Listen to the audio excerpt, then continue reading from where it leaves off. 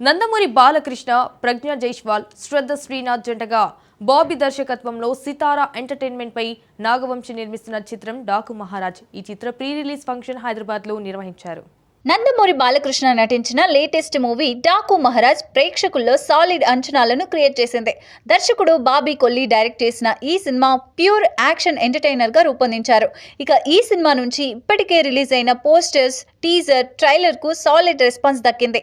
ప్రపంచవ్యాప్తంగా grand release కు ready అవుతున్న ఈ సినిమా నుంచి మరో రిలీజ్ ట్రైలర్ ను విడుదల చేశారు. గతంలో రిలీజ్ అయిన థియేట్రికల్ ట్రైలర్లో బాలయ్య నుంచి డైలాగ్స్ లేకపోవడంతో అభిమానులు నిరాశ చెందారు. వారికి అదిరిపోయే ట్రీట్ అందిస్తూ ఈ రిలీజ్ ట్రైలర్ను కట్ చేశారు మేకర్స్. బాలయ్య చెబుతున్న ఒక్కో డైలాగ్ అభిమానులకు గూస్ బంప్స్ తెప్పిస్తున్నాయి. ఇక ఆయన చేయబోయే విధ్వంసం ఏ రేంజ్లో ఉండబోతుందో మనకు ఈ ట్రైలర్ కట్లో చూపెట్టారు.